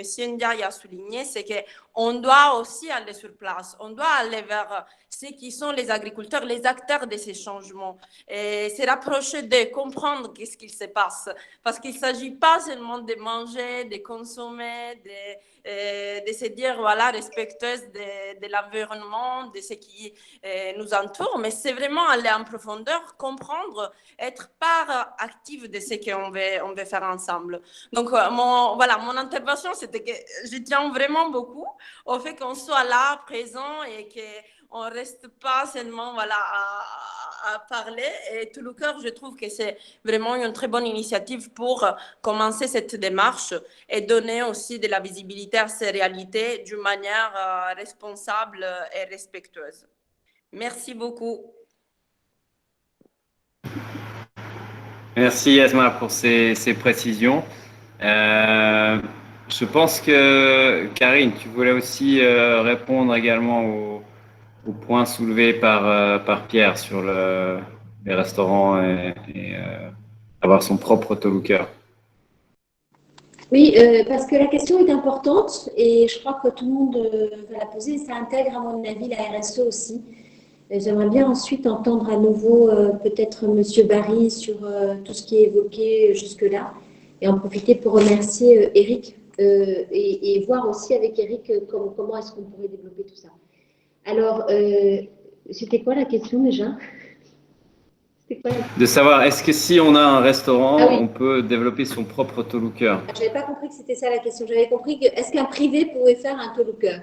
Ce qu'il est important de comprendre, c'est que donc on vient d'être financé par 3FPT pour former des gens à Tout le cœur et que moi je suis non seulement directrice des villages écologiques du Sénégal, mais également des filières vertes. Parce que si ça ne se traduit pas par de la transformation à un moment donné, même pour l'excédent, si Tout le cœur fonctionne, le tissu forestier, enfin, ça commence par une petite surface qui s'agrandit naturellement, tout à fait naturellement, donc sans avoir besoin de trop réinjecter notamment de l'argent dedans. Et donc, en fait, à partir de là, on peut faire de la coloration végétale pour des vêtements, on peut produire des vêtements. On a actuellement Baobab des saveurs qui est en train de nous suivre, qui pourra intervenir sur tous les produits transformables à partir des Tout le cœur. J'ai moi-même été fondatrice d'une association où j'ai en fait représenté 160 produits issus de la reforestation au Sénégal.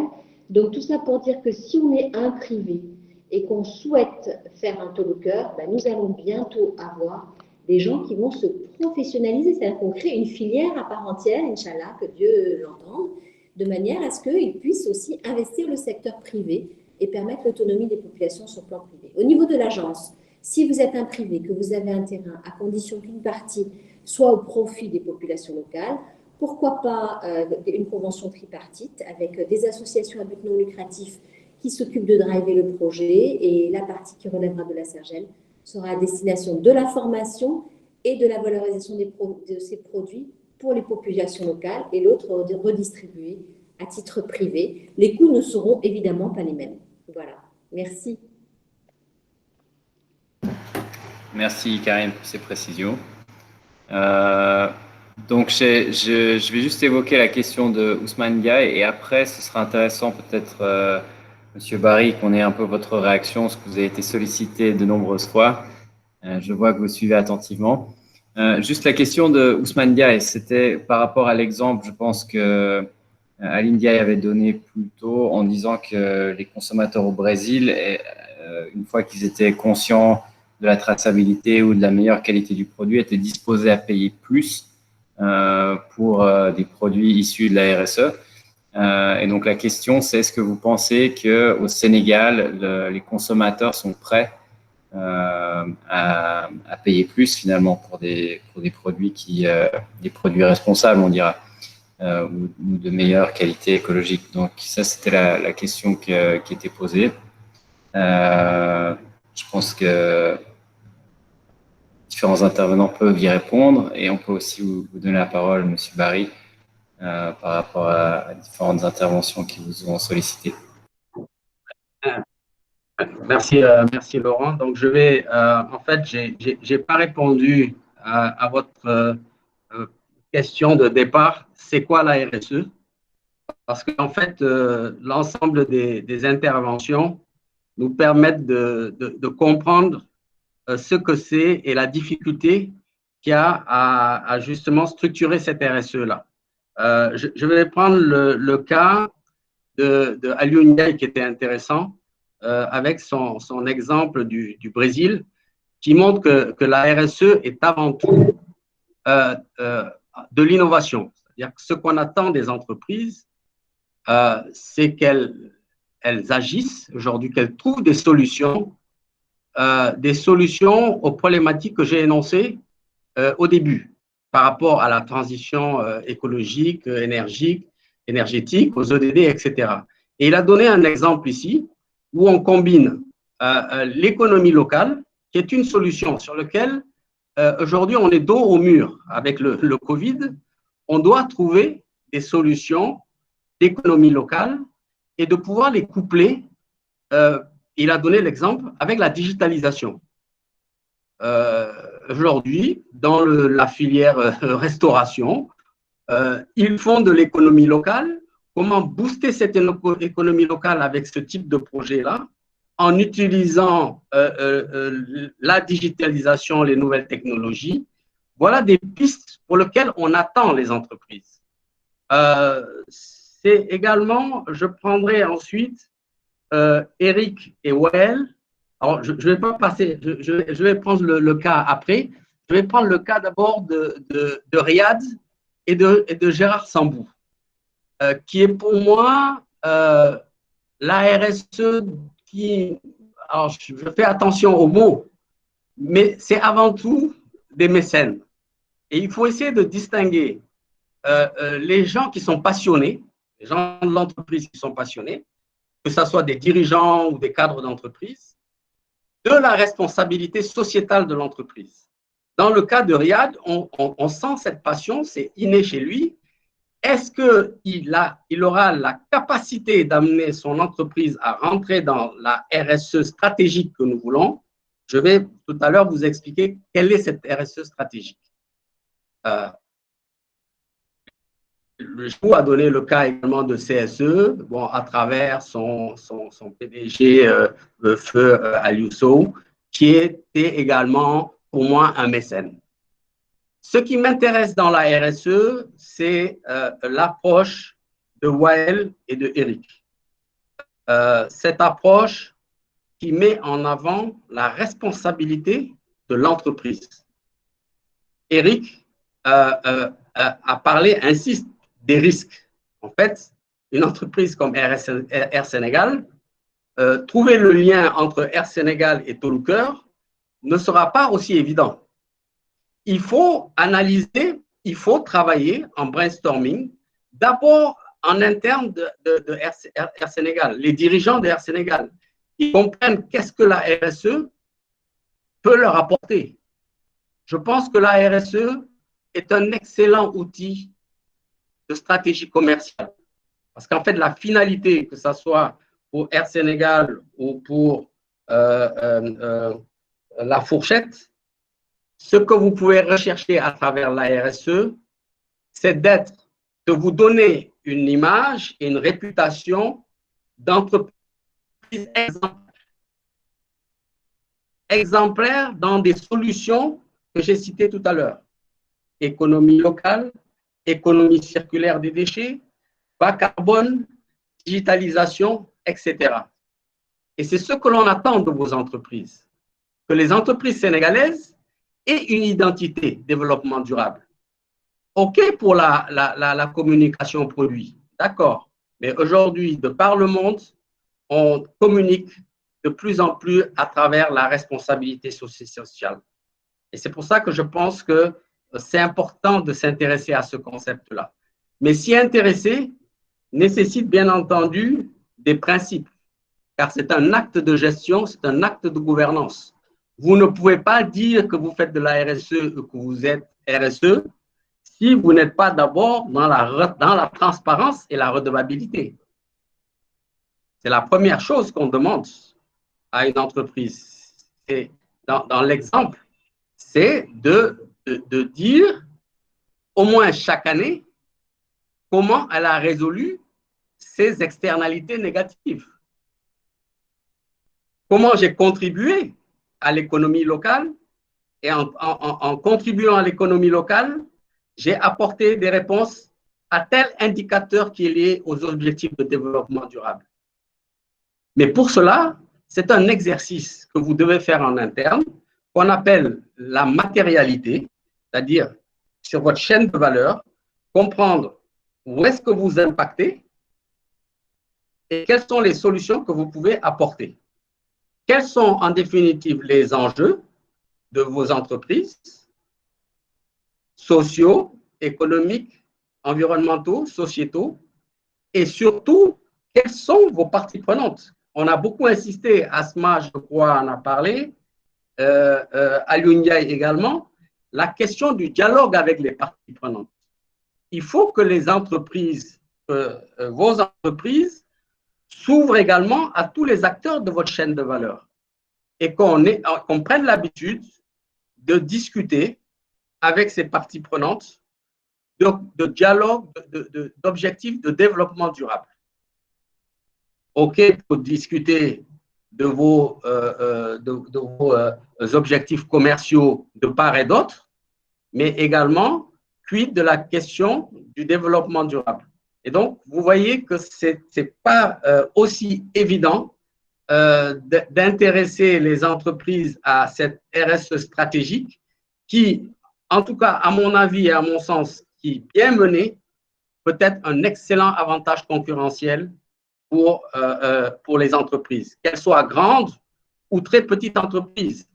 Et nous travaillons actuellement sur des cas d'entreprises, de petites entreprises qui vont développer de vraies stratégies de RSE qui répondent aussi bien aux préoccupations de développement durable, mais également à leurs préoccupations métiers. Et donc, c'est peut-être le message que je voulais lancer. Ce n'est pas facile de faire de la RSE, mais c'est irréversible. À mon avis, toutes les entreprises, tôt ou tard, viendront à cette RSE stratégique. Merci, Monsieur Barry. Donc, je pense qu'il nous reste quelques minutes seulement. malheureusement, mais les débats, les échanges ont été vraiment ont porté des fruits. Je voulais quand même donner l'occasion peut-être à M. Gay, M. Chara de répondre si vous le souhaitez par rapport à l'intervention de M. Barry qui vous sollicitait. Et ensuite de quoi on va peut-être faire une petite conclusion et remercier chacun, à moins qu'il y ait vraiment encore une question pressante. Monsieur Gay. Merci. Donc, alors, moi, je suis ravi d'entendre ce que M. Barry développait parce que ça nous permet de mieux comprendre le RSE. Parce que je vous avoue que nous, déjà en interne, au niveau d'Air Sénégal, nous n'avons pas, pour être franc avec vous, nous n'avons pas cette approche pour une raison toute simple, c'est que nous n'avons jamais été en contact, je dirais direct, avec le plan RSE comme l'est aujourd'hui l'AIBD ou ailleurs. Donc c'est une très bonne chose. Moi, je suis heureux de participer aujourd'hui parce que ça me permet de comprendre et d'aller même plus loin dans le développement en interne de la compagnie d'Air Sénégal, c'est de vendre le projet RSE. Et comme disait M. Barry, il ne s'agit pas d'être mécène, il s'agit d'être acteur. Il s'agit d'être acteur dans le RSE stratégique, que j'ai bien noté. Et j'ai noté aussi beaucoup de choses comme le rôle de ces sociétés dans l'action, c'est-à-dire dans la partie économie locale, digitalisation. Qu'est-ce qu'on est capable d'apporter ou comment être vecteur du développement de ces économies locales et territoriales. On y participe sans y participer parce que quelque part, nous, on a déjà une politique de consommer local, consommer sénégalais. Je vous donne le cas de tout ce qui est boissons sucrées. Donc, on va sur des produits locaux, produits par des sociétés locales. Ensuite, on part sur d'autres produits où on va s'appuyer sur des développeurs locaux. Mais par contre, ce qui est difficile pour nous, c'est l'industrialisation des produits. Parce que une société ou un restaurant fera 500 couverts par jour, nous, on fait à peu près 2000 passagers jour.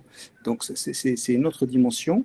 Et c'est pour ça que c'est très important que, quand je parlais tout à l'heure de pérennité, c'est de créer en fait du RSE, mais du RSE intelligent et du RSE productif. Parce que des grosses structures comme nous, sponsoriser et faire du mécénat, on peut le faire, mais je veux dire, c'est du one shot. Ça ne durera pas. Vous changez de direction, on remettra en question ce mécénat, etc., etc. Donc l'idée, c'est plutôt d'asseoir des produits dans notre industrialisation, et de telle sorte qu'on puisse mettre en avant des produits et développer, comme disait tout à l'heure Karine, développer des Touloukers qui arriveraient à s'unir, à se mutualiser, et où on rechercherait, je dis des quantités aujourd'hui des quantités de sang, rechercher une mutualisation de différents, et là intervient la digitalisation, parce que la digitalisation va vous permettre de mutualiser ces différents producteurs et mettre en avant des quantités qui puissent être mis sur l'industriel. Parce que s'il s'agit de prendre un Toulouker qui va vous produire des amandes, il va vous produire, je dis n'importe quoi, 50 kilos d'amandes par semaine, nous, ce n'est pas ce type de Toulouker. Là, ça serait plus du mécénat. On lui donnera on lui avancera des financements, mais c'est plus du mécénat. Alors que quand je comprends la stratégie du RSE, ce n'est pas ça. C'est créer de la pérennité et créer de la valeur ajoutée à ces Touloukers. on passerait donc d'une écologie, je dirais, microscopique à une macro-écologie. Et ça devient intéressant pour des structures comme nous. Et là, comme disait tout à l'heure M. Barry, on peut commercialiser dessus, on peut faire de la communication dessus. Et comme c'est dans l'air du temps, nous, bien sûr, avoir une étiquette écologie, tout looker, RSE, donc c'est participatif sociétalement, et ça a un intérêt, ça a un très, très, très, très gros intérêt. Voilà ce que j'avais à vous dire, et je vous remercie encore de m'avoir invité. Merci, Monsieur Gay. Je pense, Wael, vous souhaitiez rebondir également. Moi, juste pour résumer, donc, Monsieur Barry, demain, rendez-vous à 9h pour le petit déjeuner. À midi, on déjeune avec Karine pour l'installation d'un Tolooker et à 20h, on dîne avec Monsieur Gay pour fournir 100% les plateaux repas d'Air Sénégal made by Tolooker. Non, je taquine. Non, mais vraiment, je suis tout à fait d'accord avec ce que vous dites. Moi, juste en tant que petite entreprise, je parle peut-être au nom d'entreprises similaires. Tout ce qu'on aimerait, c'est pouvoir être accompagné pour avoir une implication active au-delà d'une implication financière. Parce que je pense que effectivement, à la fin, l'histoire se racontera mieux auprès de nos consommateurs finaux si nous-mêmes, on participe activement. Et on a cette volonté-là parce qu'il faut qu'on agisse sur l'environnement, tout simplement. Au-delà de toutes les questions commerciales, on a vraiment cette volonté-là d'avoir un impact positif. Et voilà, donc je pense que ouais, il faudrait qu'on puisse se rencontrer à l'issue de cette réunion. Et vraiment, c'est un projet hyper intéressant auquel, comme on n'a pas discuté du fait, Karine, comme on a dit par rapport à la formation, on a cette volonté-là de mettre à disposition une parcelle sur laquelle on pourrait former des gens et même mettre des gens activement en formation sur le dossier. Voilà. Merci en tout cas pour l'invitation, c'était très intéressant et on attend la suite. Merci beaucoup, Wael. Donc, je pense, Karine, je ne sais pas si tu voulais donner un mot de la fin ou si je fais une petite conclusion. Je te laisse la parole. Les deux, mon capitaine. Déjà, vous remercier tous pour vos brillantes interventions parce que moi, j'ai beaucoup appris en fait en vous écoutant aussi, en entendant un petit peu les enjeux. Je remercie aussi beaucoup Eric pour avoir ouvert la porte non seulement de la réflexion mais de l'action. Well, je te rejoins dans le fait qu'il nous faut nous réunir effectivement. J'ai deux propositions à faire. D'abord, peut-être un SOS, c'est que j'ai envie de dire, nous, au stade où nous en sommes, rappelez-vous toujours que Tolooker fait partie des éco-villages avant le Covid, mais c'est devenu le plan d'urgence des éco-villages. Et que cette urgence, elle concerne tout un chacun. Elle concerne les générations futures, elle concerne notre propre santé aujourd'hui, elle concerne celle des villages et elle consiste à faire des links dans un contexte économique qui est déjà difficile pour tout le monde et qui peut permettre de résoudre beaucoup de choses en termes de développement local. Parce que de toute façon, on n'a pas tellement le choix aussi que d'aller vers le développement local. On n'a pas le choix depuis longtemps, mais maintenant, ça devient vraiment un impératif. Donc, nous avons besoin d'aide. Je crois que M. Badara Diop l'a clairement exprimé. Aujourd'hui, on ne peut pas considérer que c'est qu'une histoire de gouvernance. C'est vraiment très transversal. Je crois que nous portons aussi un drapeau, comme je l'ai dit, et une façon d'être et de vivre ensemble au Sénégal, qui est un modèle international qu'on ne met pas assez en valeur, mais qu'aujourd'hui, nous pouvons tous ensemble travailler. Donc, nous avons besoin d'être mécénat ou RSE, mais si ça pouvait être avec RSE, je pense que tout le monde serait gagnant.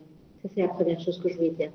L'autre chose qui me vient en vous écoutant, c'est que nous pourrions soit prendre la fourchette, soit Air Sénégal, soit quelqu'un d'autre qui se désigne comme étant peut-être un modèle de convergence entre Tolooker, RSE, accompagnement, et que les autres puissent suivre, c'est-à-dire que les autres entrepreneurs qui ont envie puissent suivre comment ça peut se modéliser et se dupliquer et se développer. Et je crois qu'après vous avoir vraiment tous chaleureusement remerciés, je crois que M. Barry doit laisser vraiment son contact aussi au cas où les gens ont envie de le joindre naturellement afin qu'ils puissent être encadrés dans ces programmes RSE. Voilà ce que je voulais dire. Je vous remercie tous beaucoup.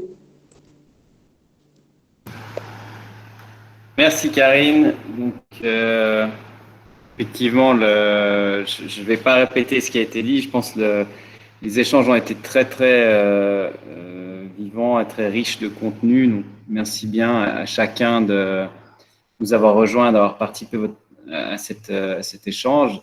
Peut-être un point que j'aurais souligné, parce que c'est vrai que depuis pratiquement 15 ans, je travaille avec différents gouvernements dans la région et ailleurs sur les projets de développement du secteur privé. Je trouve ce qui est très intéressant dans l'approche que vous avez développée ici avec les Tolookers, c'est que ce n'est pas juste un autre projet, un nouveau projet dans l'abstrait avec des grandes théories, et je dirais dont on ne sait pas trop comment il va se mettre en œuvre, comment il va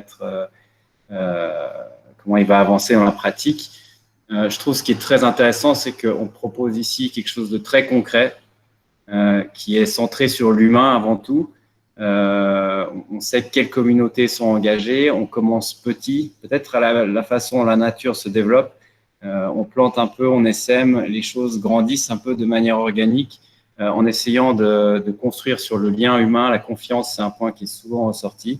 Donc, je dirais, au-delà des grandes théories, on sent qu'il y a vraiment une approche qui est très concrète et très humaine, qui, moi, en tout cas, me donne foi sur le futur de cette action, sur la durée, son impact sur les communautés et son impact, évidemment, sur l'écologie. Je trouvais très intéressant aussi d'entendre vraiment les bénéfices aussi qu'ont pu en retirer certaines entreprises qui participaient à cette démarche en termes de formation de leurs employés, en termes aussi peut-être de modification de certains objectifs qu'ils ont pu avoir, des prises de conscience de leur impact sur l'environnement auquel elles évoluent, mais également aussi sur leur chiffre d'affaires pour certaines qui ont pu intégrer ça à leur modèle d'affaires. Donc, en tout cas, il me reste qu'à vous remercier de m'avoir convié et à cet échange, et remercier chacun des participants et des intervenants pour votre temps et avoir partagé votre expérience, en vous souhaitant tout le succès possible pour cette démarche. En tout cas, on sera heureux d'accompagner.